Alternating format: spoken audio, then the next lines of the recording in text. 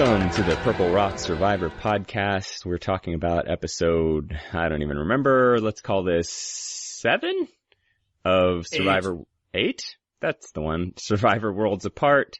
We're going to talk about some, what Rodney would call garbage people. Andy, are you ready to talk some garbage about some garbage people? I fucking hate you. We should start off talking about Jen, because we'll save it. Jen will be the treat that we discuss at the end of the episode to make us feel better. Yeah, because we've got some other things to talk about that might not make us feel so great. I guess just let's do what we sometimes do and start at the end. And how surprised were you that Hallie was the one that went home last night? What's funny is I think I've done this 3 weeks straight now. First 10 minutes of the show, I tweeted out, well, okay, good. This is the Rodney boot episode then. They're just laying it on so thick with the Rodney at the beginning of every episode that you're like, okay, this is the one. This is it. Every single time. And I don't know why I keep falling for it. Actually, someone pointed this out and I wish I could give them credit, but I forget who it was. Do you realize that Rodney has now made it farther in this game than Boston Rob did in his first season? Yeah, I mean, depending on the way you work the math, if you work it from the end to the beginning, sure, that's something. A lot of people that are terrible at Survivor last at Survivor. I don't know why that means anything about anyone.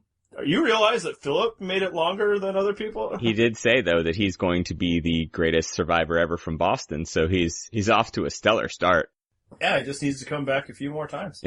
Yeah, no, it is a kind of a recurring theme that it seems like they're setting up the Rodney boot every episode. It's kind of been a weird edit. Some of that might be incumbent on us to start changing our thinking. That maybe this just isn't happening.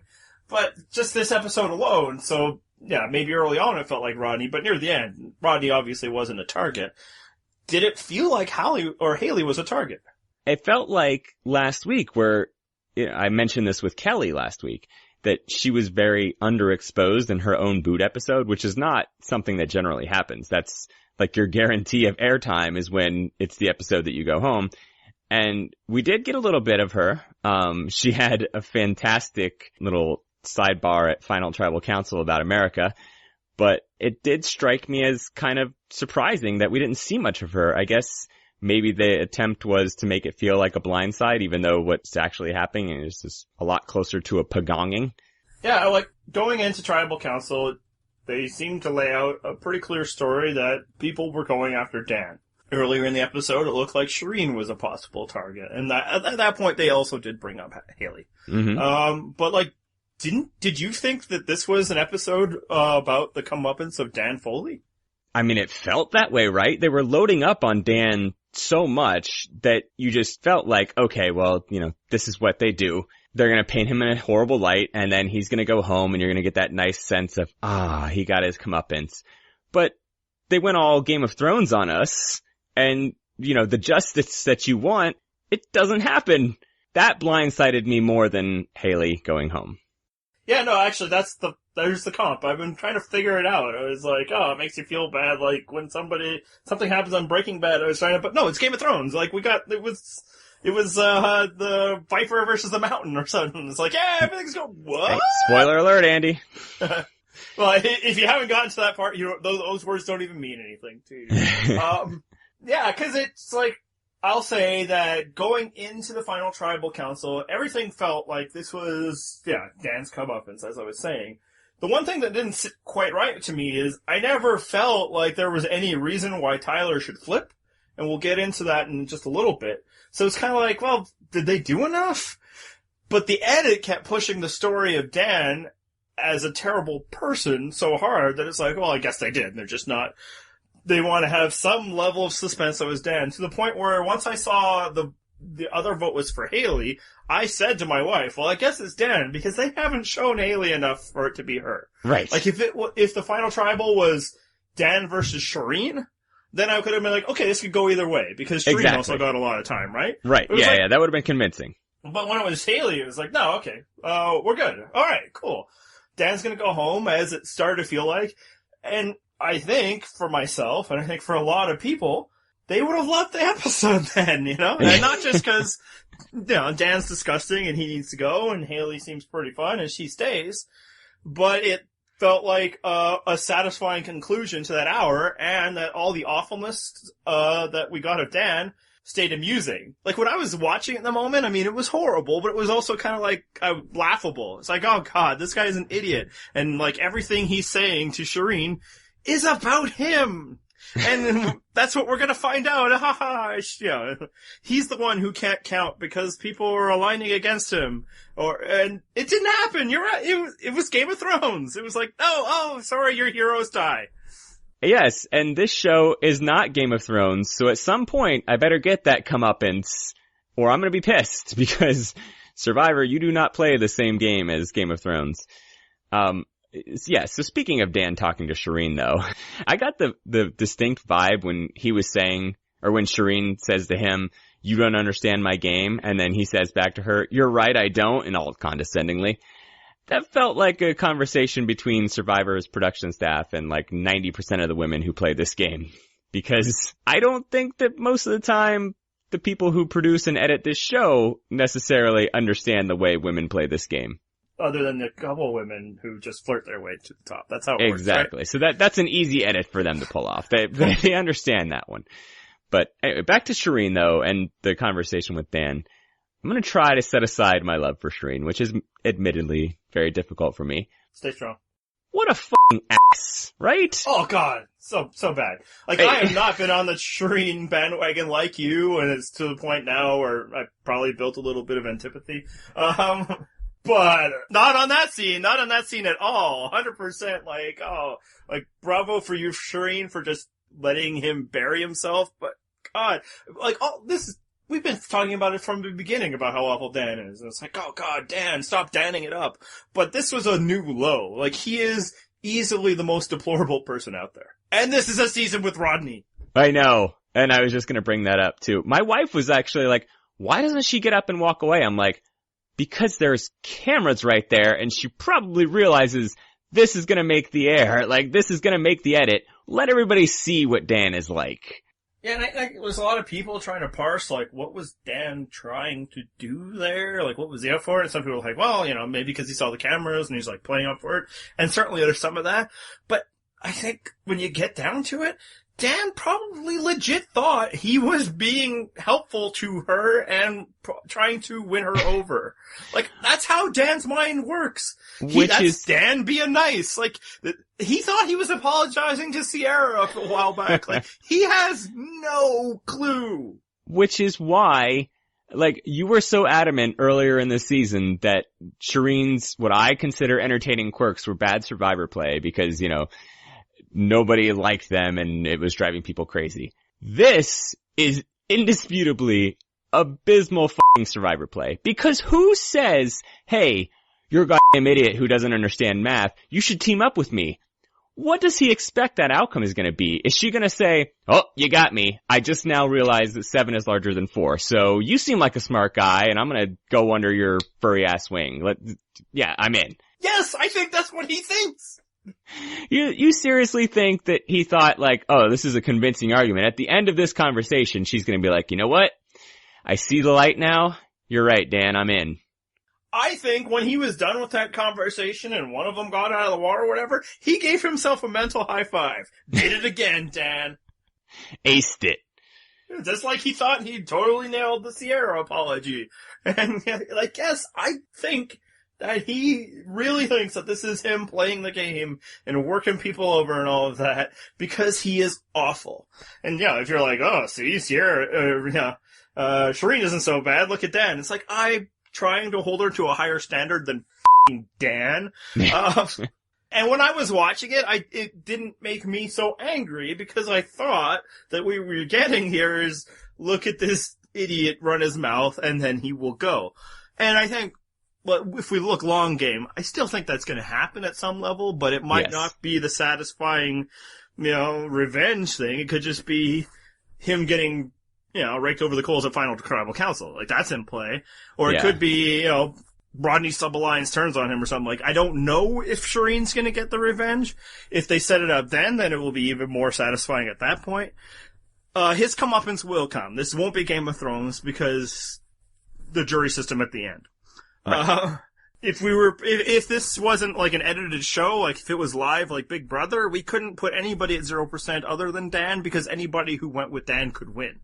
Yeah, it's just abysmal. And actually, so here's a question. We're going on a big Dan tangent, but we should, because it was a pretty significant part of the show, and the result of the show puts it everything in a worse light. Famously, he's been trying to get on the show for 16 years or whatever? Yeah, basically since season 2, I think. Yeah, I wonder if he kept if there were some times when he would get deeper into the interview process, and they were just like, I hate this human being more than I've ever hated anybody. Just like after one conversation. And it just got to the point where, let's just put him on the show, let's just make him look terrible so I never have to see another goddamn application from Dan Foley. It's possible. I mean, they've put some pretty terrible human beings on the show.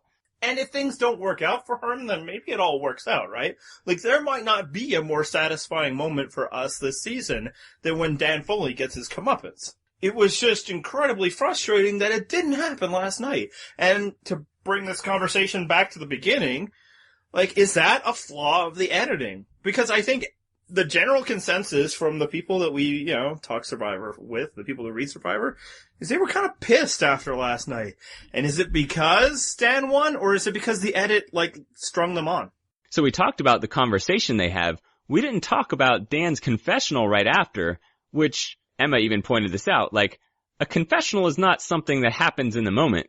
The producers will pull you aside and say, hey, we're going to go have your confessional. And yes, they will egg you on. They'll prod you. They'll try to get you to say certain things. And to a degree, they might put words in your mouth. They did not put those words in his mouth.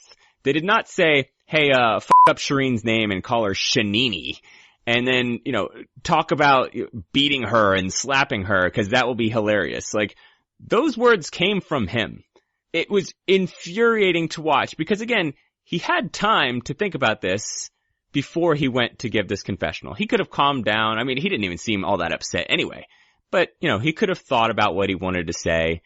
And I kind of feel like maybe he did, and that's still what came out. I think he did as well. A lot of what Dan says is calculated. Some of that could be his delivery. It's a very deliberate delivery, and detained, and I'm a fat guy. But I do think, he thinks he's so effing clever. Before we even knew to hate Dan Foley, he's the one who thought it'd be hilarious to just up and call Rodney's mom a whore. This guy is just... We're trying to have a debate over how terrible Dan is. I don't know if there's a other side to this debate. I'm with you. He's bad. I'd actually forgotten about the mother being a whore thing. Wow, he's got quite the litany of complaints against him this season. He's just gold to take to that final tribal council. That's the thing, though, yeah. It's we want the comeuppance. We thirst for it as an audience. Is Survivor wrong to hint that it's going to happen, or are they very right? Is there a short-term pain of people being pissed at the end of last night's episode because it felt Dan's going to get it and cool people are going to stay on it, to get the long-term one of people just waiting every week? I can't wait for Dan to fall on his face some more. Can't wait for him to call the end to the challenge, not once but twice. Yeah, this is definitely a long-term gratification thing. So what do you do if you're a Survivor and you have an episode like last night where the reality of the whole scenario was that the group of 7 was just picking between 2 people and there was really no drama to it? Do you play it straight, or do you give the audience the Dan story? I guess to create the suspense, you at least have to throw up Dan as an option, right? It seemed like it was so heavily stressed that Dan was an option, and he just seemed like the more legitimate option in light of that edit. Yeah, no, I do think they were manipulating us, but say they don't. Say they don't lay it on that thick with Dan, they leave the Shireen stuff on the cutting room floor. Aren't we just be why are these girls just rolling over? Why isn't anybody trying to counter her, they have to show them trying to get somebody else out. Yeah, so, they show the conversation with Sierra, because it's a thing that happened. They show them approaching Tyler. It's a thing that happened. We're upset because it feels like they were jerking us around, but I think at the same time, they were just telling the story of the options. It's just, the option they didn't lean heavily enough on was the one that I think gave the whole ball game away, and that was Well, really, it's Haley, and it's been Haley since Joe won that immunity. But, like, I'm just not sure there was a way to edit last night's episode that would have made people happy. At the end of the day, Dan didn't go home, folks. Like, there's people that are complaining. It's like, why'd they make us think he was gonna go? Why'd they, not tell us it was Haley? It's like, okay, well, have you been happier if it was just those 7 people debating between wow, I said it right and then wrong. Between Haley and Shireen? It's like, I actually posed that to one incredibly jerky person on the internet. It's like, no, that'd be stupid. It's like, well, then what do you want? Survivor can't make Dan go away. He didn't go away. So, unless you're legitimately worried that they're setting up the Dan hero arc of winning the season, and I think some people are actually starting to panic, like that's the depression level that set in because of what happened last night. It's like, we just got a bunch of weeks of Dan and Rodney winning. It's like, calm down, everyone. This is still a jury-based game. And we'll get to my theory later on what the edit is actually telling us and why I think the comeuppance for Dan is going to be quite sweet. Yeah, like it's the one, I guess, why you would start to worry is it feels like we've gotten a Rodney comeuppance since before Lindsay went home. And it ain't happening so far, and I think it's only getting farther away. So, a lot of people, I think, in their analysis of describing their displeasure of how things went down, are incredibly mad at Tyler, Carolyn, and Sierra, the people that had a chance to flip to the other side. Present to me a case of why they should have.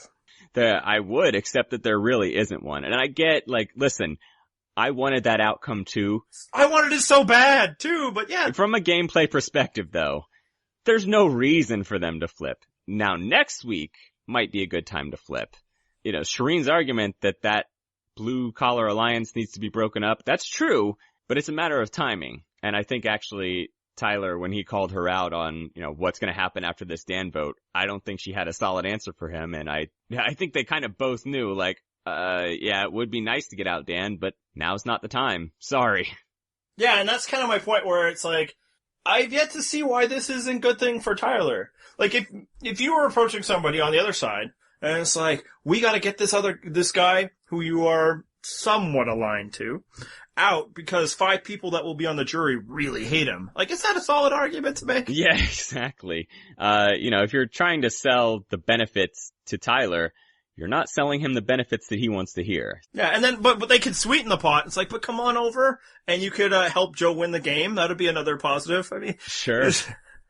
So yeah, people are like, I just don't see why Tyler's an idiot. Like, there's a lot of that. And, maybe he is, but not for this.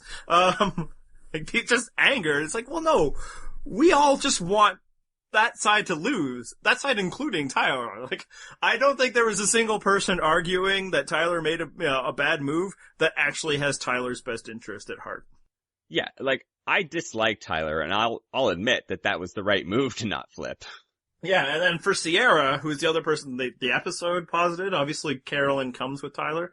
And it's like, why didn't she flip? This is the 3rd time she's talked about not liking those guys. It's like, well, even if she wanted to, which, much like Tyler, it wouldn't be in her best interest. Like the great Dan Foley once said, you super fans and your math. Like, Sierra flipping doesn't help. No, you're flipping to the bottom of an alliance. Of the losing alliance. It's still 6-5. Exactly. She doesn't get to kick. Dan's still going home, even if Sierra flips her vote. Like, it was unbelievable to me how many people just didn't freaking do that basic math. Like, the show even spelled it out. That Sierra seemed interested, but we need one more. Right. So I mean, honestly, I don't think Sierra actually was that interested in flipping, but even if she wanted to, they didn't deliver another person, so she couldn't. Oh, I mean, I think she would be willing to, but again, it's a question of timing. I think she's genuine in that she's saying, she wants to stick with a group of girls to the end or at the end, I think is a little more accurate way of saying it. I think that ultimately she would like to end up with, 3 women in the final tribal council. I think that works out better for her because that means Joe's gone, Mike's gone, the actual, threats are all taken out and they can play on a level playing field. But again, now's not the time for that. Yeah. So, was there anything that could have gotten these people to change their plans and flip over? The only long shot would have been Joe getting the idol. Why does Joe share that clue with Tyler, by the way? even All if right. Tyler knows he has it, Let's finish this thought. We'll finish this and then we'll get to that right away, because I think the answer is the only thing that could have happened to get them to flip was Joe not being immune. Once Joe wins immunity, all bets are off. There's really no desire to go to the side that has Joe, you know? Because while, yeah, he hasn't been as impressive to us as advertised, he's obviously incredibly impressive to everybody there. So I think if Joe wasn't immune, then, I mean, they probably would have been like, okay, let's vote out Joe. Yes, And then, exactly. yeah, That's the target then. But after that, you know, let's do it.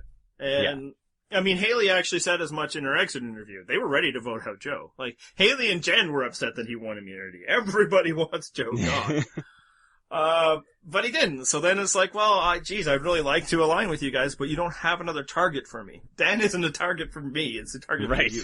So one of you have to go, and we'll talk again in a few votes. But yeah, okay, let's get to the immunity idol. Yeah, so Joe has the clue to the idol. Tyler clearly saw him getting the clue, but that's okay. I mean, go find the idol yourself. Maybe Tyler will chase you. Maybe he'll send other people to chase you. Who cares? The point is, as long as you get it first, it's yours. We've gone over this many times. No one can just steal it from you. It has to be given away once you have it. So why tell Tyler about that? And then we'll get into Tyler telling Mike later. But if you're trying to get Tyler to your side, because we were talking about the one way that they actually could have maybe flipped Tyler and Carolyn, is probably by Joe getting the idol. And if he goes and gets it himself, then he can use that as a bargaining chip. Don't try to win Tyler's loyalty by showing him the clue. Show him the idol that you find. Well, I think what Joe's trying to avoid there is having to compete with 5 other people to find the idol. He said get it first. Well, that's a lot harder to do if there's a bunch of other people looking for it at the same time. Like, Spencer lucked out that when everybody else is looking for it, he was able to be the one that found it. But I do think that's what Joe was trying to avoid, and Tyler had set up a scenario where it was theoretically possible. Because we saw what happened when at least one more person's looking for it. That person got it. So I'm okay with him trying to keep it hush-hush with Tyler. I feel like he didn't do enough with it. He just kind of like, all right, let's do this. Let's talk, you know? It's like, it should have been more, before I show you this, what does this mean for us? Let's do this together. And if you're bonded to Tyler that way, then bring Tyler with you when you're going to look for it. So at least now you're only competing with one person. Right. And then it's at least a 50-50 shot. So, like, I don't hate that he did that, given the way that it was, the situation was thrown at him. But I think he did it in the worst way. No, he didn't even get, like, a fake alliance going with Tyler. He didn't even get Tyler to be like, oh, yeah, no, really, let's work together. He was just kind of like, all right, let's read this clue. And I think some of that's Joe. Yes. I think he's just kind of this natural, like, sees best in people, is kind of likable, just kind of like, sure. Like, I'm not saying he's an idiot, like, he has an understanding of Survivor, but I think it's just kind of like, well, I'll do this with Tyler and then it'll work itself out, like some kind of misunderstanding of people's motivations or something. Right. Because, to pull it back a few minutes before that, he's the one who picks people for the reward. And on the face of it, it seems like, good Survivor strategy. He picked out, swing votes so he could talk to them. But, like, what do you think about that? Did he play that right? I mean, it's predictable, but why not take that shot though, right? And I guess you learned as well as I did, from watching the secret scenes or the bonus scenes, whatever you want to call them, that apparently the Shireen pick might have been related to the fact that they weren't entirely sure Shireen was with them. Yeah, but then calls into the question the Will pick, right? Yeah, they think Will is with them and Shireen isn't. But he didn't pick Shireen as the first grouping, so it was kind of like he went for this mixture of these are the 2 swing votes, and Carolyn and Tyler, and then, this is my bud.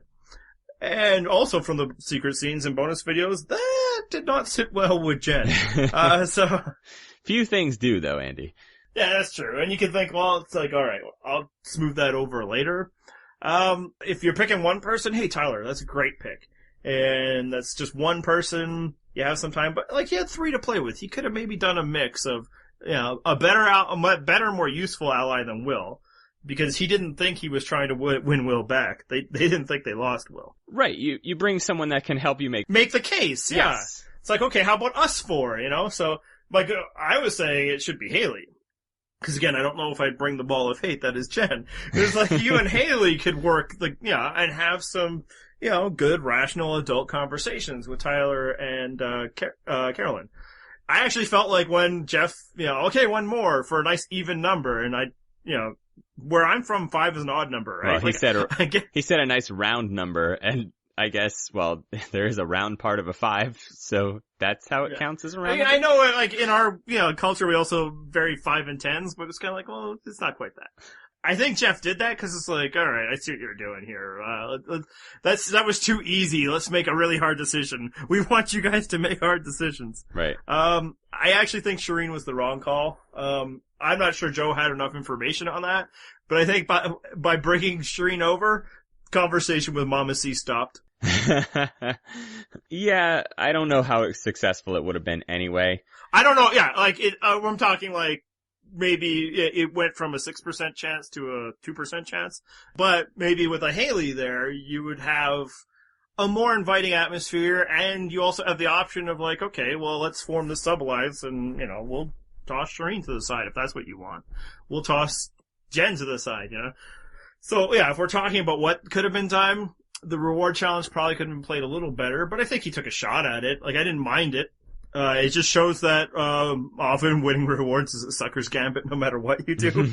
And the basic, is how do you play it right is be in such a good position socially that it can't burn you. That might be the only answer. If you're Kim Spradlin, there's no wrong answers, and if you're Joe and everybody wants to vote you out, there are no right answers. Right. But yeah, and then as you say, having the idol would have obviously helped. Just the fact that they can't vote Joe out would have helped. But also, yes, I think what we know about Tyler is he seems to be very interested in aligning with the person that has an idol. Yes. Let's talk about who actually did find the idol. Yeah, so as much as you don't like Joe sharing that with Tyler, do we like Tyler sharing that with Mike? Whoa, no. God, no. I think that's actually the worst of the two sharing decisions.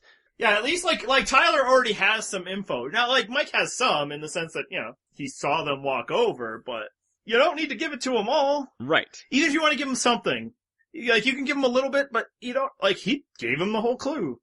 Tyler's the easiest patsy of all time. They didn't have to apply pressure. Right. And clearly Mike didn't see everything that went on, so you just give him a lie, something like, look, Joe has the idol clue. He says he'll share it with me if I'm willing to vote with them. I couldn't commit to it, so I didn't get to see the clue yet. What do you think I should do? Just try to work him in that way so it makes it feel like I'm still loyal to you. I just, if you're cool with it, then I'll go and talk to him. Or you share the first part of the clue. Typically, clues are staged things anyway. I think people were operating under the idea that this was a new, kind of set of clues because Jen had just played an idol. Uh-huh. In reality, this was the blue-colored idol that they found. Which either means there's still one more idol out there, or they're just not resetting the no-collar idol. Because they don't need 3 this late into the game. Right. Yeah, it's oh, well, yeah, we showed the clue where I'm pretending to work with them, and it says it's by a stream. That would be convincing enough, right? But you don't know how much information is in a given clue. True.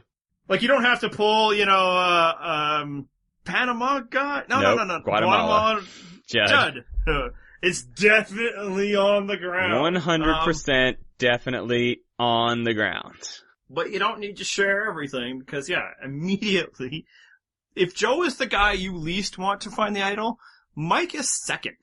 Yes. Like I said, I think that's probably an even worse idea than Joe's. And of the options, yes, telling him part of the clue is at least something. Just what he did was the worst of all options. So, especially based on outcome. Yeah, I was just going to say, and we have the results to prove it. So, yeah, bad call. So, yeah, if we don't think highly of what Joe did, we don't think highly of what Tyler did, I think really highly of what Mike did. Yes. And I don't just mean busting his ass finding it. What do you think of what he did to Joe? Hey, everybody, I just saw Joe get the idol. Yes. Beautiful. I love that move. And played it up so incredibly well. Not only does it then convince everybody that there's a bigger target on Joe's back, it frees him up to not look suspicious when he goes off because, everybody thinks, oh yeah, the idol's already been found. Mike's just off gathering firewood the way Mike apparently does 23 hours a day. Yeah, I mean, there's a caveat in that if nobody's willing to vote Joe off next week because they're afraid of his idol, then maybe Mike got a little too smart. But, yeah, no, I think it worked out. Those reasons you said. And I think it also just kind of gets back to what I was just saying about Joe. In that, Mike's really overplaying it and putting his arm over it, and Joe's just kind of like Joe even knows what Mike's doing, but he just can't bring himself to be like, dude, just stop. Yep. Like, he's just, like, overly nice and chummy to people, which is probably why everybody's like, we gotta get this guy out of here. Exactly. Apparently you just spend a little while with Joe, and it's just like, man, I'm just gonna give him everything if you give me the chance, so we gotta get rid of it. That's why they call him Joey Amazing. Joe Cool, everything.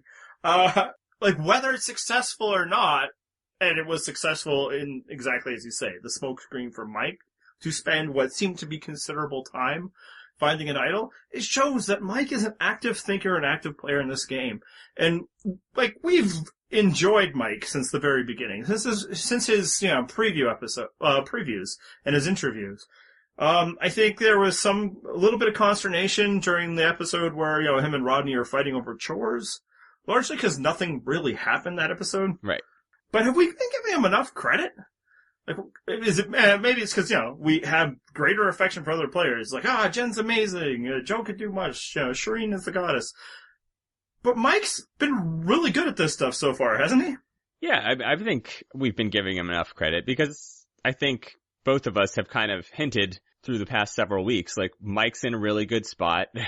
Our friend Matt seemed to jump the gun on putting him into 0%, but we never did. I mean, I love it because I encouraged him to do it. You did. He was like, should we do it? I'm like, yes, I want you to do it because I'm tired of being the only person. Every time you guys have asked me about a bad idea putting somebody in the 0% club, it's like, yes, do it because it'll be fun when it blows up. Exactly. You want company in the bad idea club.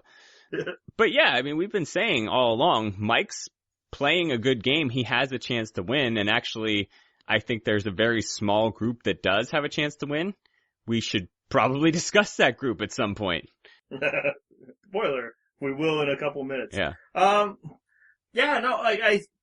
think you and I have been pro Mike, but I think with this episode, I am even more pro Mike, as we'll get to. He's seeing the moves and he's doing them. It was imperative for him to break up Lindsay and Sierra, and then it was even more imperative to smooth it over. The criticism we had is like, well, okay, you sent the wrong man for the job. But for one, it was like Dan needed to apologize because he created the situation. For two, I'm guessing Mike also had some real conversations with Sierra, just evidenced by the fact that she has stayed with him. Right. I think despite what Rodney wants to say, I still think it was right to take out Joaquin instead of Joe, as long as Joe doesn't win every single immunity from here on out. And those are incredibly long odds to the point where if it happens, you just tip your cap to Joe. It's like, all right. It's one of those things like, you know what? There are a lot of possible outcomes, and that was a very low percentage chance. Yeah, like, Joe's not going to blindside Mike. Joaquin and Rodney very much could have, and probably would have. So, I think for Mike, it was the right play. Yeah, for Rodney and maybe other people in Mike's alliance, maybe not so much. We can talk about that in a little bit. Yeah, so he is obviously, the hard worker, and that's how he was originally branded, and probably how he self-brands.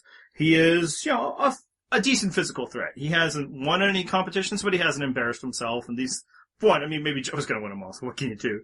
But for two, these things have variance, but he's in the game. Yeah. And for three, I think he is a good strategist with a good understanding of social connections. It sounded like he and Haley had a social connection going. He and Kelly obviously did.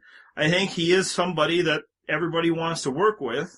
Even Rodney, who is, talking all the time about, stabbing Mike in the back, is still being subservient to him at this point. He will become a problem later on, I'm sure. But, yeah, so I think if Mike is our winner, and this is the last thing I would like to say about the Idol Hunt, is his scene about finding it was very winner edit-ish. Yeah, it was. I'm not calling winner edit yet. No. But I am saying that you're going to see footage of that if, coming back from commercial, if, Jeff announces that, Mike is our winner at the reunion show. Right. There will be footage that was shown to us last night from that Idol Hunt. Because it was very much glowing. And if he is the winner, I'm okay with it. Me too. And the key portion of that footage, the tears in his eyes. Yep. That's always a good sign. Occam's razors probably was, a mixture of frustration and exhaustion, but, maybe it was an allergic reaction to termites too. I'm just not sure. Mike just can't keep any sort of food he eats out there down. Yeah, stop eating the bugs, Mike. It's not working out for you. But yeah, I'm on board. I think he's a fun character. I think he's very passionate about the show that we are passionate about in very fun ways, especially if you watch the hidden scenes. I think he's playing a good game. I think he has a good shot at sniffing out the threats that will come to him. I think he's also well positioned the longer Joe stays in the game, but I'm not sure he has the ability that Tony had to keep Joe around. Right. I'm also not sure that he should. I think Joe is even more dangerous than Tasha Spencer. Very true. Yeah. And that's the thing is he needs to have a shield around. He might be able to convince other people that Tyler is that shield, once Joe is gone. But yeah, it's not worth trying to keep Joe around in hopes that he'll lose a late immunity and you can take him out. Just take him out and figure out your next shield. Well, and what makes it so good, and to Mike's credit, he fully realizes it, that's where the idol's gonna come and play. Right. And that's why it's so key that he has it. I don't think it's out of bounds to think that there might come a time at a crucial swing point, that Mike saves himself with an idol. And could become the first person to ever win to do so. No winner has ever saved themselves with an idol, which one thing sounds amazing, but then you think about it, it's like, well, yeah, because they're in if you play an idol, it's because a lot of people were ready to vote you out. Right. And you don't get to do it in the vote right before it. Well, speaking of being in a good position, we should talk about how we would rank these people. Well played. That was beautiful. Tear to my eye. Thank you. As though I pride myself on my transitions. So we're done with the 0% club, and now we like to do power rankings. We might not do it every episode, between here and the end, but it's a way of checking in who we think is doing well and all of that. For right now, since we're, still got a lot of time left, I'm more focused on my ranking will be more focused on who has the best, or who is doing best right now. Maybe with a little mixture of who has the best chance to win within that. How about yourself? Yeah, that's kind of mine. I was just going to say I have sort of a combo going, but yeah, it's sort of like who's in the driver's seat right now. I think you and I are probably going to be unanimous in our number one seed here. Yeah. I think everybody knows who it was. But we're going to do, these things I always do. You work from 5 to 1. I'll let you kick it off. Who do you have at number 5? Okay, so I put Shireen at number 5. All right. I am totally fine with the claim that she is a long shot to win. She does definitely have some long odds, and she has to have a lot of things break her way, and some of those things are maybe unlikely. But tell me this, how often before a challenge does Probst single out a player and just talk to them, and it makes the edit of the episode? It's pretty rare. Yeah, and I think there's a couple ways to read Shireen's edit. Obviously, the way you are is every little thing is a positive indicator for eventual success. Well, I think she is the comedy act this season. Unbelievably, because she's like this, really intelligent, woman. She probably has a lot of thoughtful things to say. In fact, sometimes you see them on YouTube. But I think Probst is just amused by her. I think, whenever they can show her falling off a balance beam or doing her spazzy little hands thing, it's just like, that's fun. People will find that funny. She is very quirky. So I'm not sure it's an indication of success so much as, hey, look at this funny curiosity we have here. Like, is there a great difference between Shireen's, reverse explosion thing and like Lydia the fishmonger doing a hip hop? Well, see, I think you lost track of where I was going with this because it's entirely possible. Yeah. So I think she's growing on Probst and they want to show that she's this, wacky, carefree and fun and you should root for her and she's an underdog and she loves this game so much.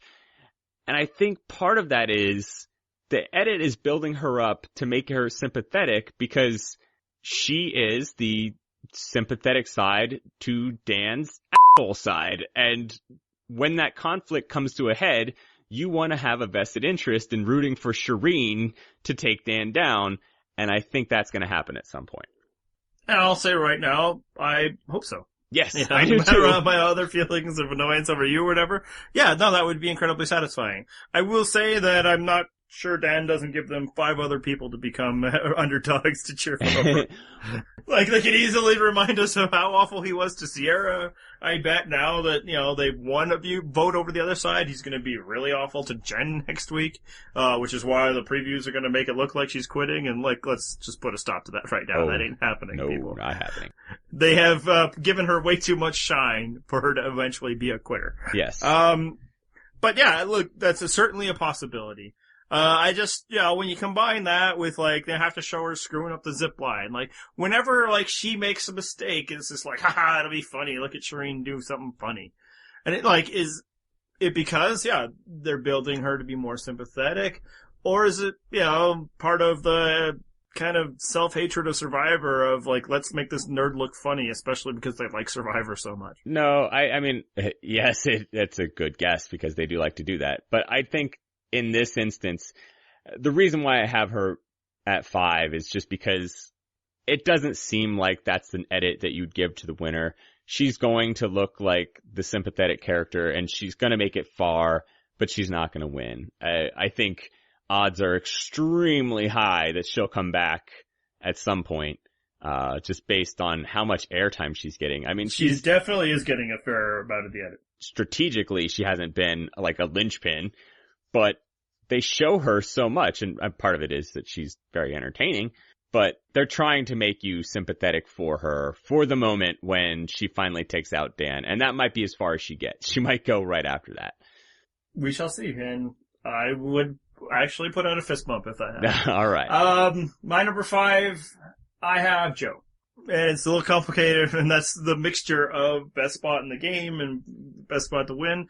This is a basic argument. Joe has the longest odds to get to the end. Yeah. He will be a target for as long as he's out there, but if he gets there, he wins against anybody in any combination. Yes. And I think that's the only person who, cause when I was saying Shireen has a long shot to win and, a lot of things have to happen, only one thing really has to happen for Joe, but it's an even bigger long shot, and that's that Joe has to stay immune, whether through idols or winning immunity, until the end. Because otherwise, there's no way he's not targeted. No, unless, something turns enough, and then there's just a one key episode where, somebody does something so epic that they get gone. But at this point, it's hard to imagine any time that Joe can be voted out, not to be voted out. But, there could be an injury evac. There's things. There's also purportedly maybe some kind of twist that's still to be introduced into the game, which at this point would be incredibly frustrating. We're a little too deep in the game to introduce something new, but maybe it's the Joe get out of free card. So it's just the one thing that this show is pushing, the one narrative that's going to happen, which could feed into the whole Probstian love of the season, which maybe this is a good time to talk about that, is it's not hard to imagine Probst loving a season where somebody goes on a massive immunity hunt and that person is Joe. Yeah. Right? Yeah. Or no, I mean immunity run, not a hunt. Right. And a hunt too. If Joe happens to peel off 6 straight wins and he plays an idol and gets himself to the final 3 somehow, Probst would love that. Yeah, that itself would explain all of Probst's love for it. Because I'm not sure, and obviously I understand cynicism that's around in this, but I'm not sure that it's blue-collar domination that would be enough to make Probst love it. Because the show is not making Dan and Rodney sympathetic. No. Yeah, the show is getting everything they can out of Rodney, and I think they're right to. Yes. Just for the malapropism alone. I'm actually, qualificationally enjoying the Rodney experience, but will only fully enjoy it if he, gets his comeuppance too. Whereas Dan, it's just no, he should have been gone. Right. If he would have went last night, Dan would have served his purpose. But, God, I mean, he was on national television talking about abusing a woman. Come on! Yeah. Big Brother would have cut that out, and everybody watching the live feeds would have been you guys don't know the truth about Dan. So, it's gonna happen to Dan. It has to happen to Dan. Yeah, I just hope it's not, final 3. Yeah. But yes, so Joe winning would totally explain everything we heard about this season going into it. Yeah. So that's why I have him ranked. Yes. And if we did power rankings all the way to the bottom, Dan would probably be in the last spot. Yeah, I might have Dan below Kelly still. Right? Yeah, exactly.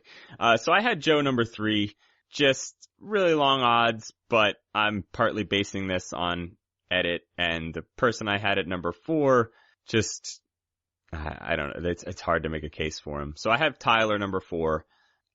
Tyler is just boring. Rodney is not boring. I can watch Rodney do things and I'm not bored. Tyler will even do the correct things and I'll still be like, yeah, that's, I guess, a good idea, but I don't care. Like, at least with Joe brings something to the table. Mike brings something to the table. Jen does. You know, Tyler's just this, he is vanilla. Remember the whole Julie, was her name Julia in Caramoan? Yeah. Tyler is the very definition of vanilla. Yeah, like, something needs to happen with Tyler. It still could. Like, we haven't disagreed with any of the moves he's made, to your point. But if it doesn't start happening soon, it's hard to imagine Tyler eliciting the "this is a great season" response. Now, we are at the point where maybe we just need to call BS on that. You know, like Probst has no true motivation to call out a bad season before it starts. And he probably knew that he was coming off a bad season. So, yeah, maybe this just isn't the season, and Probst knew it, and we don't need to factor in any more than that. But if we're still holding on to, like, is this a great season? Because it hasn't been so far. I don't think it's been as bad as some people have been complaining about. These are certainly compelling people. Yes. But it's got a ways to go before it becomes good. Yeah, it's still got a lot of potential. And yeah, it's like, and we just have to, like, is it going to be good, or is it going to be Probstian good, or is neither? Yeah. And it's just like, if Tyler is our winner, I don't see how it would meet either of those other two qualifications. No. Yeah, I also struggled with where to put Tyler, and I'll say I've put him much higher, and we can talk about it maybe when we get to that point. Oof. Yeah, and I will say also that I originally had Joe in third too, just because it's like, I know how Joe wins. It's hard. You can see the path. It's a difficult one, but you can see it. And honestly, I'm okay with, if that's how it goes, I'm ready for another immunity run type thing. We've basically written off immunities as important. Right. So it'd be nice if every 10 years it happens or something, you know? Like, if this show was actually just about immunity runs and like Ozzy is the greatest player ever, we would not be interested in this show. Right. But I think it does good that, you know, you get a Tom Westman every once in a while to remind us that, yeah, that portion matters too. Right. It's a harder way to win than even Tony does, but it could happen. But when I just kind of looked at it, it's just like, but everybody wants him out. I think after when I heard Haley even saying that me and Jen want him out, it's kind of like, okay, I gotta put him at least at number 5. So then I had to bump some other people up. Who'd you have it for? That Tyler was my number 4. And so I will say, because you kind of touched on this too, if Tyler wins, remember last season when Natalie won, that at least bumped that season up a little bit for me. Tyler winning is going to drop this season down for me. Just because unless he somehow does something incredibly epic to get to the end and win, which I don't see happening. He's not that dynamic. Yeah, like maybe he's laying back and like putting all the pieces in order, and then he just goes on this explosive run and he communicates it so well in interesting ways, but it's just like there's been no evidence that this is something that's happening. Exactly. There's just like light evidence that maybe he could get into a good position, like he could still do okay. Right. You know, why I had to, I'll explain why I had to rank him as high as I did when I got there. Okay. But there's no evidence that he's interesting. There just isn't. No. And I say this as somebody who came to the sad realization today that if I were on the show that I might be Tyler. So who's your number 4 then? I have Rodney at number 4. Oh. And this is where the mixture of where they are currently and, you know, end of success comes in, because I still am, 100% confident Rodney has 0% chance to win. Yep. But if we're talking about right now, if this were Big Brother and these things were happening right now, as opposed to, us getting an edited, copy of what's happening and us then being able to make decisions based on that edit, like, I think Rodney's doing alright for himself, And we touched on this last week, that the biggest problem with Rodney is that he's Rodney. But clearly Will actually has bought into Rodney's plan, Mm-hmm. They patch things up at the beginning of this episode, and to Will's credit, the other side doesn't, his former alliance doesn't even seem to realize it. It sounds like Carolyn actually has a real attachment to Rodney. This you wouldn't know unless you listen to Haley's exit interviews. Basically, Rodney reminds her of her son. Oh, So, poor Carolyn. yeah. Well, I mean, does that surprise you? Yeah. So, like, I think he actually has and, like, if you're Tyler, if you're trying to figure out what Tyler's plan here is, it could be teaming up with Rodney and Will. Like, that doesn't sound like a pretty bad idea in terms of winning Survivor, does it? So, I think Rodney actually does have things set up to take control of this game at a certain point. I'm not 100% sure it'll actually happen, and I think a big part of that could be Mike playing the idol at the correct time. But at this exact moment in time, I think we need to give Rodney some credit for what he's doing. Because he's, quote unquote, gonna run the ship.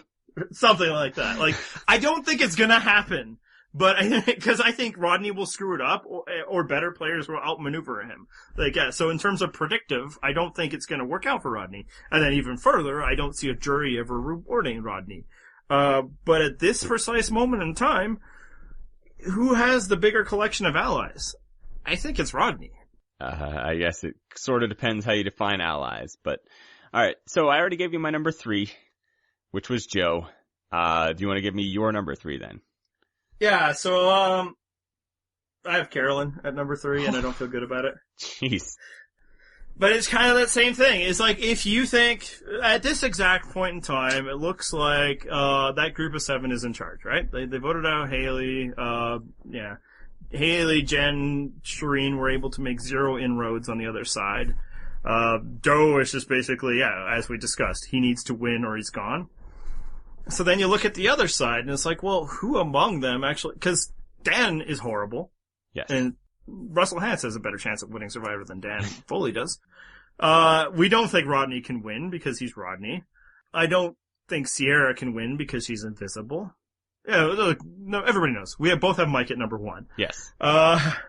So then it's like, well, who's left? And it's like, I think, like, and this gets to, I think, a discussion I just wanted to have and why I put Carolyn here, is there's some people that are coming back at us. It's like, you guys need to give Carolyn some credit.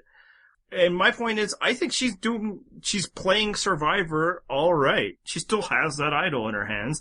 I think she's made some alliances. I think she might have even found a good path if she actually is teaming up with, Rodney and Will. Why I don't think she could ever win is because this show is not interested in making her likable at all. Right. That's an edit thing. So if I'm just judging her game up until this point, sure, she's doing fine.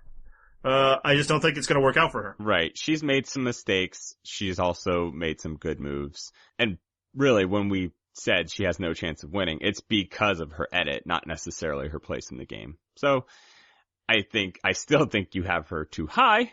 I will say, like, how did she not know that she had the clue? Like, she was drinking a transparent drink and holding it, like, the weight. I don't know.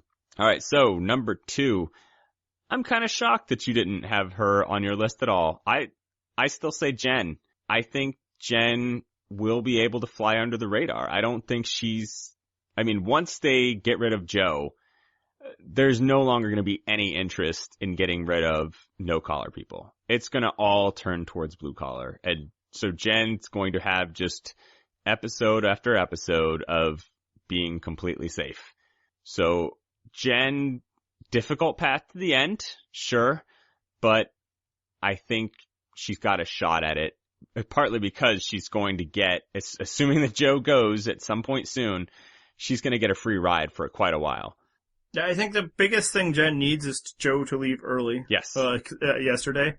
In fact, if he would have left yesterday, I would have had her ranked here. But I'm not ready to know when Joe is going to leave, and if Joe were to win immunity, Jen's going home next week. If we're ranking based on who has the best chance of winning, I think Jen is one of 4 people who still have a chance of winning. I agree. But at this exact moment in the game, I just where's her inroads? Where's her path? Like, who is on Team Jen at this point? Joe is. The first Doesn't juror seem like is. Jen's on Team Joe.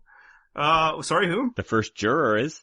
That is helpful, Haley. but yeah, I know who you're talking about, but that's not going to help her survive a vote. I think at this exact moment in the game, there's a higher chance that Jen is drinking whiskey with Haley in 3 days than there is that she's going to survive in advance. And you say she's under the radar. I don't think she is. But let's talk about that. Why was the vote for Haley instead of Jen? Because I think Jen is someone who has terrible blackened soul, and she's, very snarky, and she's telling Rodney that she hates him at challenges. Which was a fantastic laugh out loud moment for me. And I screen capped that, and I'm going to use that constantly. But yeah, I mean, Haley at least was a nice person. I'm sure a lot of people got along with her. I think that's probably not as likely with Jen. So I think people are going to be like, she's not a threat. I mean, no one really loves Jen except us, and we don't get to vote. Yeah, I think that's in play. I think also it's just, if you're worried that Joe has an idol, as Mike has told you that he does, who's he going to give it to? And you just might guess Jen instead of Haley, and it might just be that easy. Especially because Mike's like, no, Haley, because Mike's the one person that knows that Joe doesn't have it. They're actually thinking that Shireen has an idol, which I wonder could be like a part of her redemptive arc, that it bites Carolyn in the butt that she keeps hiding this info from everybody. And then nobody wants to vote out Shireen, because it's like, oh, she might still have that idol. And then they end up taking out Carolyn just in the crossfire. Would you like that even more than now Dan getting his comeuppance? No. I would still like Dan those. Yeah. It'd still be great though. It would be delicious irony. My favorite scene, well, no, actually, no, there was a lot of them, but I loved that when Shireen's on the reward, she doesn't just say that she wishes Carolyn wasn't on the reward with her. She wishes that Carolyn didn't get to eat and have fun. It's not even just like, oh, I wish I could enjoy this without Carolyn. It's like, no, it upsets me that Carolyn gets to have fun. But, yeah, getting back to Jen and why I don't have her, it's like, I need to see something positive from her before I can rank her at this point. If what you say comes to pass, I'll have that opportunity later. But as of this moment, I don't see where her inroads are. She needs to create them because they don't exist yet. She might. The positive indicator for Jen is that she's been edited well. And if I'm talking about possible winners, she is still on that list. But as I'm talking about power rankings for this moment in time, she's not in the top 5. So who I have at number 2 is obviously Tyler. Right. And it's just, because if I'm looking at right now, that side seems to have the best chance. Tyler obviously has options. I will say that I think he maybe is not considering those options as much as we might be extrapolating. Like, yeah, one reason it's like, well, why wouldn't he vote with them? It's like, well, you could always flip to that side later once they're weak. Right. But the blue collars lost somebody last week, so now he's got a week in the red tribe, no color, whatever we want to call them, as well. But then in Secret Scenes this week, it's like, he seems very invested in this idea of 7. So I don't know if he's actually looking to flip anytime soon. I mean, that could just be, the framing of the question at that time, but he was very much like, I really wanted to vote out Joe, but we couldn't, but he's got some cronies out there, so we'll just get rid of them. And once we're done picking off them, or we got 7, we're good.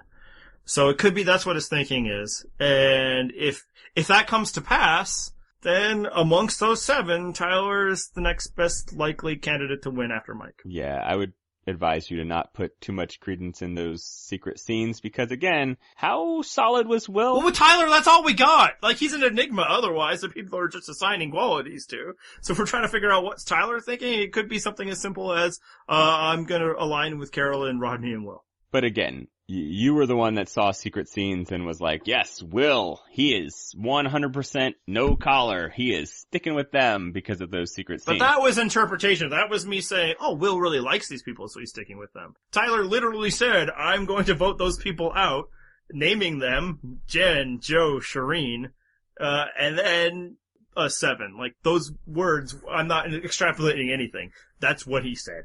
So, I mean, do I think the game is just going to go to those 7? Oh, God, I hope not. No. And again, that would be like, well, how are we talking to... wow, that's exciting season of Pagonging. You nailed it, Jeff. But at this exact moment in time, of those 7, Tyler has the second best chance of winning. And then we'll be very excited about season 31. Yeah, and our clear number 1 is, of course, Mike. We kind of already covered this. The one thing that I was kind of surprised about is at Tribal Council, Dan says flippers never win, and Shireen points out that Tony won epically. Why didn't Probst jump in because he loves to do this, and talk about how big moves win this game? That's one of his go-to things. Like, why didn't he pipe in and say, oh yeah, it's true, you gotta make big moves? Maybe because Shireen made the point better than he could, and he just let the moment sit. Shireen said it. What else do you need to say? I also don't know if Probst knows how to handle all this meta discussion of Survivor. It's like not his MO, you know? Like everybody's referencing this other stuff. It's like, oh, but I prefer it to be about my wisdom than about past precedent. But yeah, it's Mike. He's had a great episode. He's great positioned. Obviously, it's not smooth sailing. When Joe goes, there are threats on the horizon. Rodney is the biggest one of them, but he has options and ability to weather that storm. And if he, as I said, if he is the winner, I think I'll be okay with that. I think there's plenty of time to make everybody won over by Mike. Yeah, I like Mike, so I'd be fine with him as a winner. Hey, speaking of winners. So that's the episode. Ha! Let's talk Another one. You're on fire. I know. Let's talk about 8 of Survivor's greatest winners, or in some cases, close to winners. We still have our... Well, Survivor's own YouTube channel seems to sometimes think that Rob Cesternino was a winner. That's true. They get confused about that too. So, we are still doing our Ultimate Survivor bracket. We are currently in the final 8. We have 3 women left in the final 8, and I think we're going to have 3 women in our final 4. That's because we have the most progressive fans on the internet, and why your shameless pandering to them last week was going to fail. Yeah, well, I misjudged our audience. Yeah, and unless Richard Hatch, who looks like he'll probably be the lone male representative, unless he can work some magic in these final 2 rounds, a woman's gonna win this thing. No shame in that. No.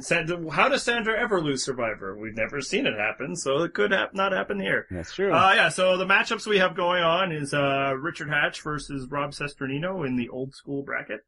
We have Boston Rob versus Sandra in the second generation bracket. Parvati versus Yul Kwan in the third one.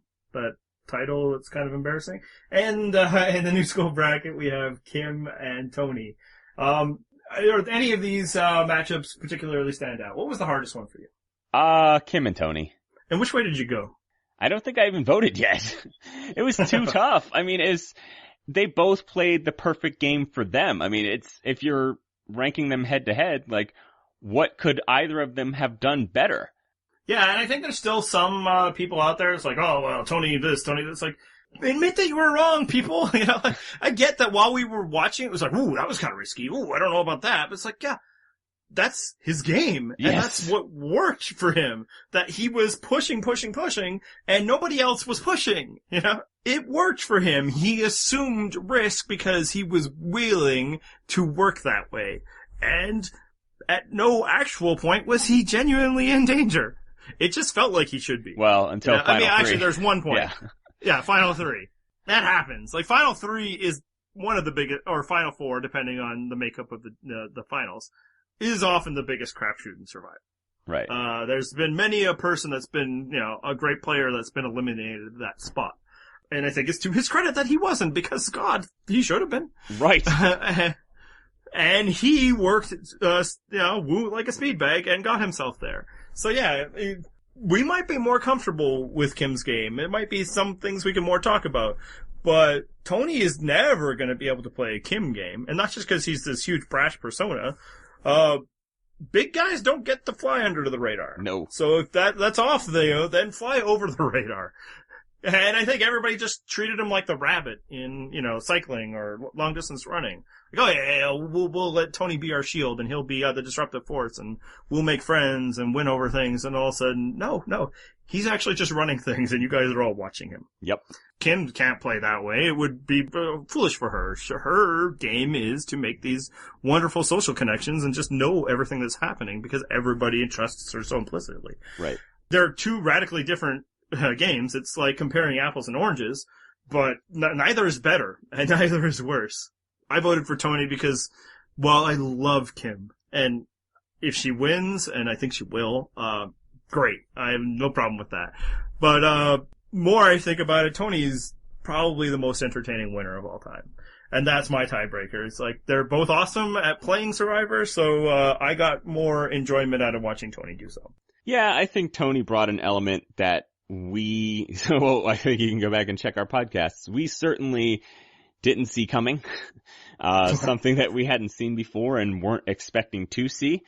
wasn't even, like, I didn't think it was literally possible. Right. Yeah. After one episode, you didn't think it was possible. Whereas, yeah, if Survivor kept being about the Kim type games, it's possible that even you and I would have gotten bored by it. Which is no knock on Kim. Kim doesn't need to be more entertaining, she just needs to be awesome. But I think, you know, Tony is far more important to the development of Survivor. Right.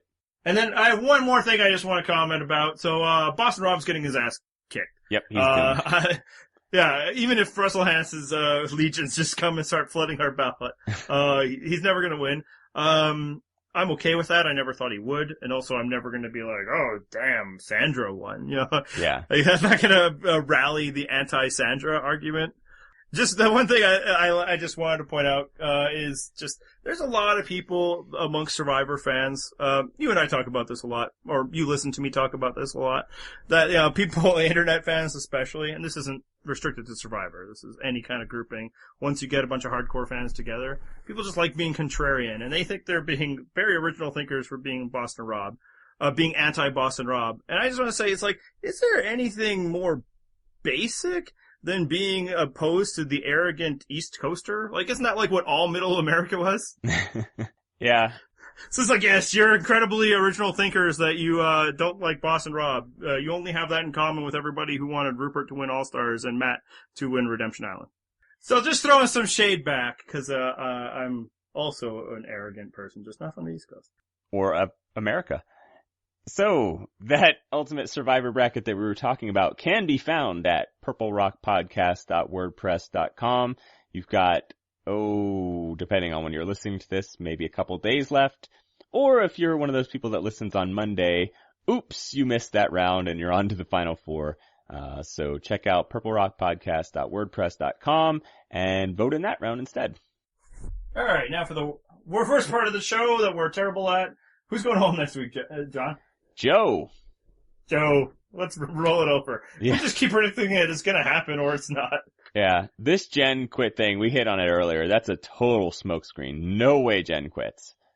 Well, like, I don't even think the clip actually showed much of Jen saying that. It was like, just like Jeff Probst hinting at it and then showing like Jen, you know. Yeah, Jen says something like, oh, I'm miserable here.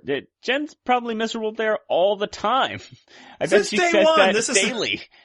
Yeah, and she's tired of getting, you know, stung by insects and all of that. If you watch on, you know, the secret scene this week was her getting stung by a scorpion. Jen's default mode is to complain about her circumstances in life. And for some people that makes her unbearable. It's like, oh, how dare you complain about this Survivor opportunity, I love it. For me, I can relate. It's like, at my last workplace, I had a group of, coworker friends. And basically all we did was every time we got together at lunch was complain about what was going on. And it got to the point where there was probably nothing that my workplace could have done that wouldn't have like resulted as like, can you believe they're giving us smoothies today? Who do they think we are? Like, I think that's who Jen is and why I would probably enjoy hanging out with her at the lunch break at work. Except, you know, she's one of those miserable no-collar folks. Right. So she would never work. Actually, it's kind of funny. Her attitude towards everything about Survivor kind of reminds me of Austin's attitude towards everything about Survivor, because I'm currently watching Pearl Islands as a rewatch thing, and Austin hates everything about nature. He hates pretty much everything about the game of Survivor. I don't really know why he ever played, and at some point soon, I think the next episode actually, he's going to quit. Jen, on the other hand, will not be quitting. Yeah, see, I don't think she actually hates everything. I think she's just one of those people that complains a lot. Yes. Part of it, like, that's her sense of humor, you know? And then I could see there was probably more of it next week because her best friend's gone. Like, she doesn't even have her, you know, outlet or the things that make her happy. There's nobody to go wakeboarding with or whatever, right? Right. So, yeah, combine that and having to deal with, you know, somebody she fucking hates in Rodney and stuff. Then yeah, I could see her saying a few things, but she's not going anywhere without getting voted out. Like, she could certainly be the person that goes home next week, but it'll be because the other people decide. She's not quitting. Right. It's because Joe won immunity. That's why she would be going home. Yeah. Yeah, so my prediction is Joe, and then if we're going old school, if Joe wins immunity, then it's Jen. But in terms of what's going on in the post next week, it's Joe, and then we'll have another red box on it, like all the rest of my predictions. Right. All right. So you can, in addition to following our blog, you can contact us at Twitter at Purple Rock Pod, or you can send us an email, purplerockpodcast@gmail.com. We got anything else, Joe? That's it for this week. If you do write to me on Twitter, because I do run the at Purple Rock Pod account most of the time, I have a large variety of Shireen faces to respond to you with now. And I also have Jen saying, I f***ing hate you. So I encourage you to write to me with something that will allow me to use those in response to you. And I'm just going to go right now. I apologize, John, for all the editing work you're going to have to do this episode of our editing out our cursing, but don't blame us, blame Jen. There was a whole lot of f***ing cursing. All right, hit the theme music.